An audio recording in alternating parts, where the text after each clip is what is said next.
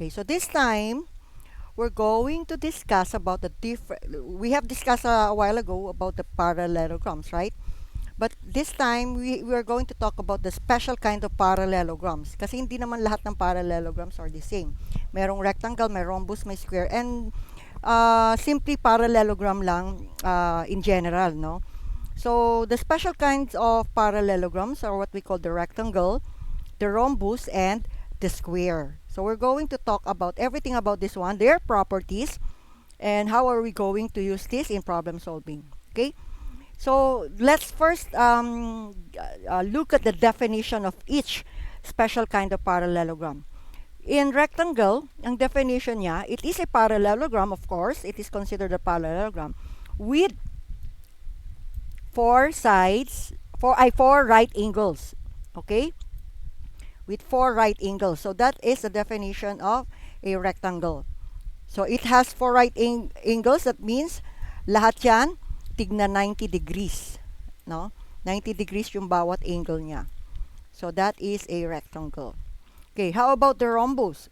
A rhombus is also a parallelogram with four congruent sides. Okay, so that means yung mga sides niya are of the same measurement. Parang yung sa square, no? Pero, it doesn't have a right angle. No, as you can see, isa obtuse, yung isa acute.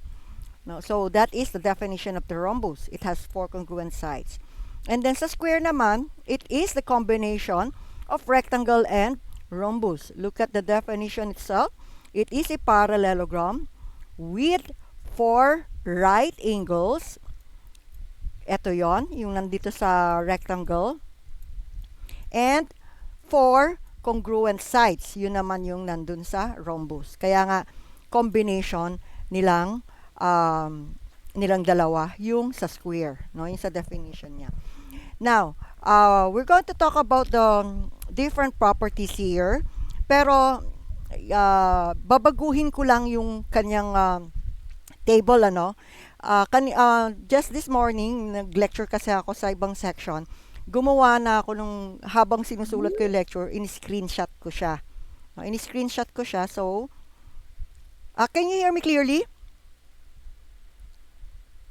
Yes, ma'am. Okay. So, in-screenshot ko siya para hindi ko na isusulat ulit, no? So, ito yung mga, ang ginawa ko, dinivide ko din siya into 4 parts.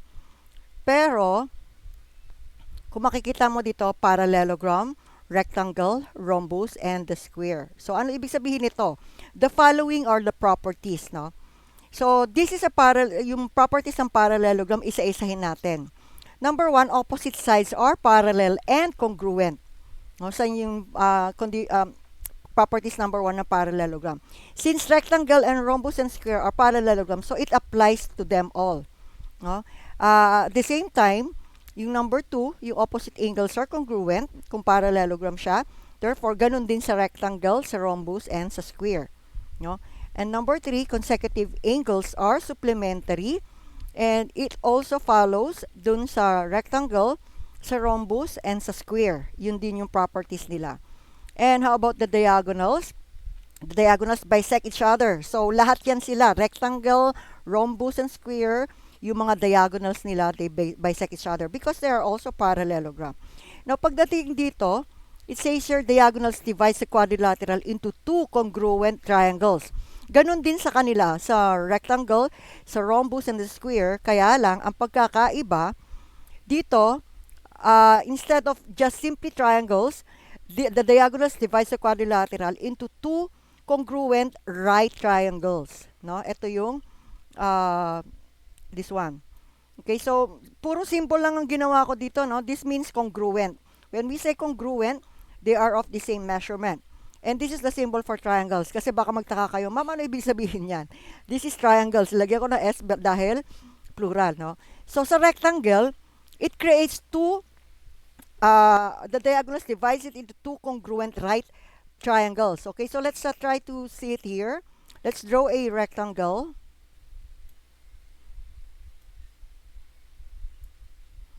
Nagluluko yung aking, mouse. Okay, so let's try to put the diagonal here. Okay, yan yung diagonal niya. Okay, it divides this into two congruent triangles. Pero what kind of triangle is this? Anong triangle to? What kind of triangle are they?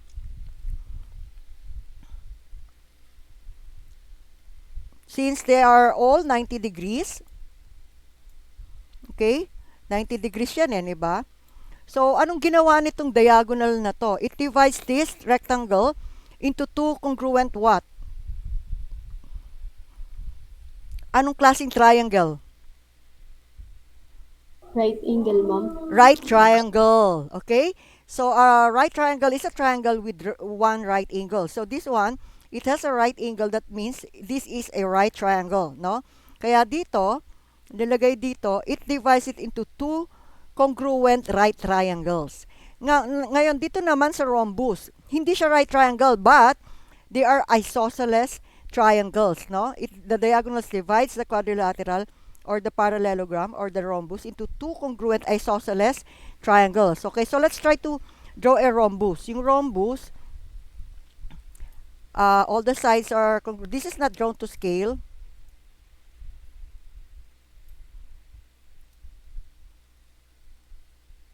Okay, so let's just say that all the sides are congruent. Congruent means they are of the same measurement. And then, meron diagonal dito. Okay. So we have here the first triangle and then the second triangle and they are congruent. What kind of triangle are they? Anong klase ba yung triangles that has two congruent sides? Triangle, ma'am. Yeah, what kind of triangle? They have two congruent sides. What do you call that? It's called?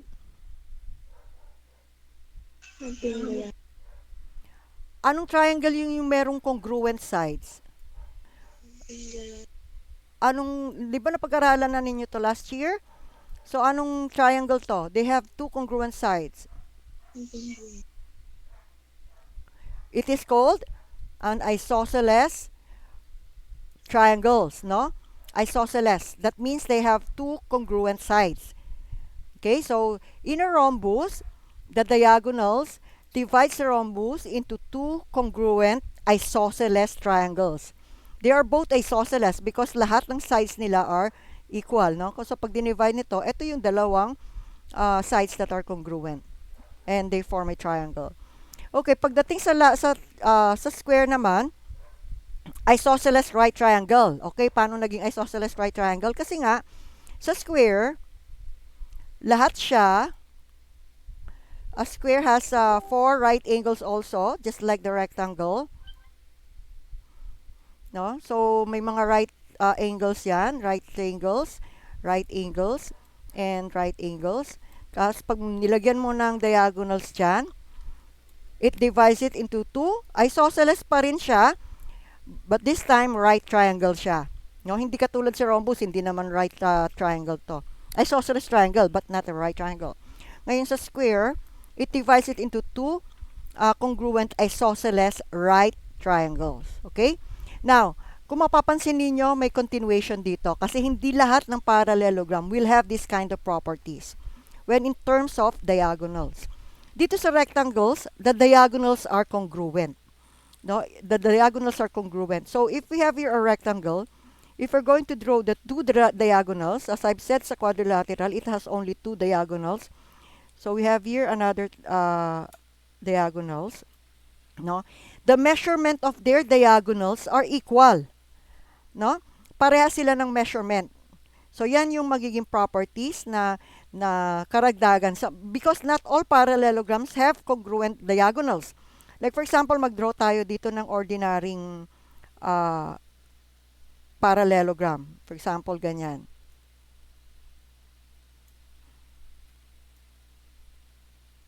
Okay. So, kung magdodraw ka ng diagonals dito, dyan, as diagonal naman dito, obviously, they are not congruent kasi mas mahaba tong isang diagonal kaysa dito sa isang diagonal dito, di ba? So, ang mangyayari niyan, hindi lahat ng parallelograms have congruent diagonals, no? So, not all parallelograms have congruent na. Pero dito sa rectangle, their diagonals are congruent. Now, same thing in a rhombus. Hindi siya pwede dito sa rhombus. No, katulad dito. This is a rhombus. And if we draw another diagonal here, obviously, mas mahaba itong isang diagonal kesa dito. No, mas maikli to. Mas maikli to. That is why, pagdating sa rhombus, hindi siya mag-a-apply sa rhombus. Pero, pagdating sa square, pareha sila ng rectangle. No? Pagdating sa square, magiging equal yung diagonal. Okay, so this is the square. The two diagonals are congruent. Okay? So, yan yung ibig sabihin yan. Now, aside, dito na tayo sa rhombus kasi wala na dito sa rectangle. Yung kasunod ng rhombus, another thing, the diagonals are perpendicular to each other. Once again, not all parallelograms has the diagonals perpendicular to each other. Obviously, sa rectangle, hindi pwede.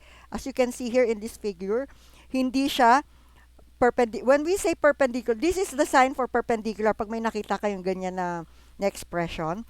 Kasi shinortcut ko na lang dito eh. This means perpendicular ha. And then pagka merong dalawang line na ganyan, parallel naman ibig sabihin nito. Yan yung shortcut niyan. Ngayon, this is the symbol for perpendicular. When we say perpendicular, what does it mean?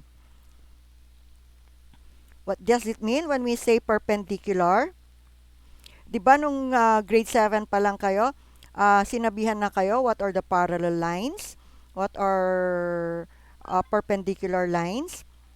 Okay, so kapag sinabi nating parallel lines, yung lines are parallel. They cannot intersect, no? Walang intersection siya. Hindi siya pwedeng mag-meet sa isang point because they are parallel.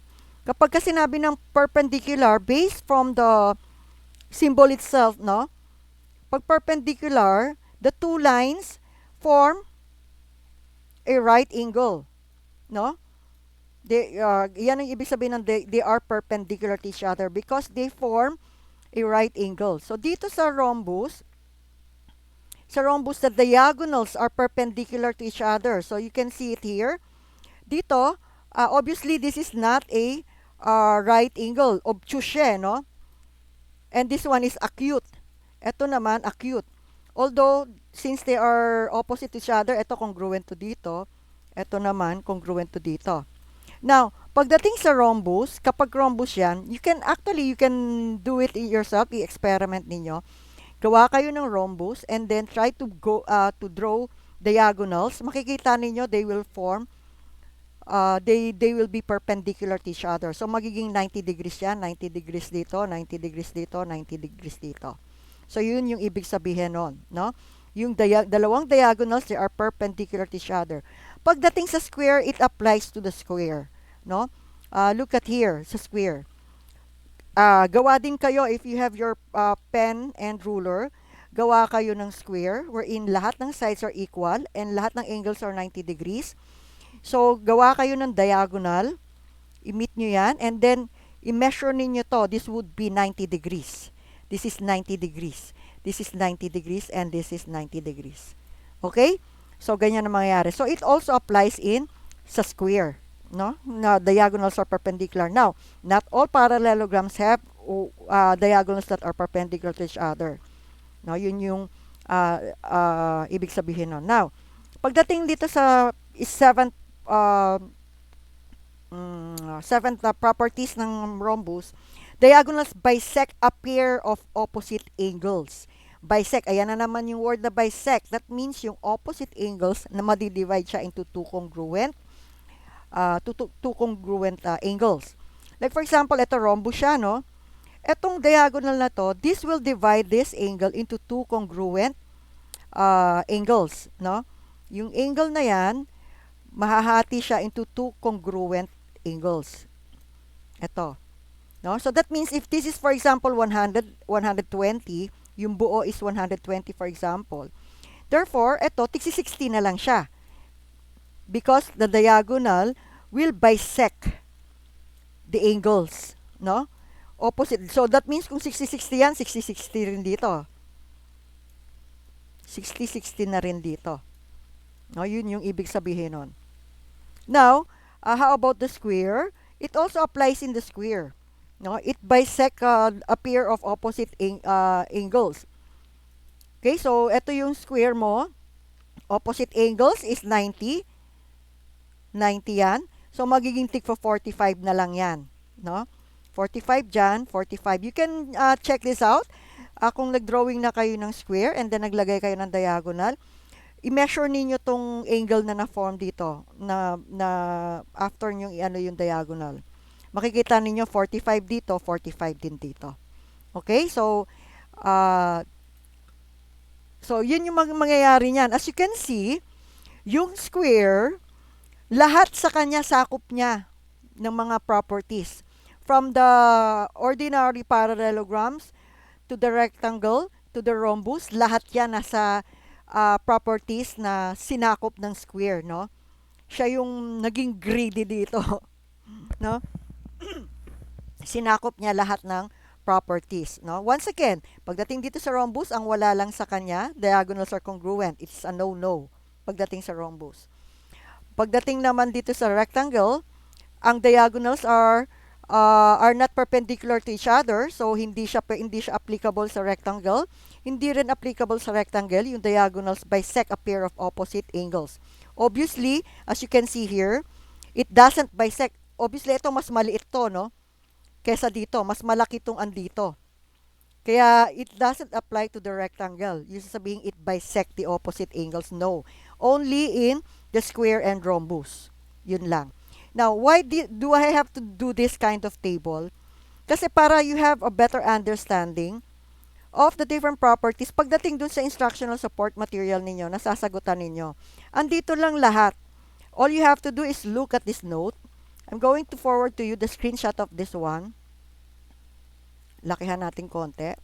Okay, so, as you can see here, dun sa instructional support material nyo, I think na-forward ko na rin to sa GC natin, ano? Maaaring magtaka kayo, ma'am, paano sasagutan to? Ito yung ibig ko sabihin. It would be easier for you to answer that one if you have this kind of table. Ginawa ko lang kasi to, wala to sa module, no?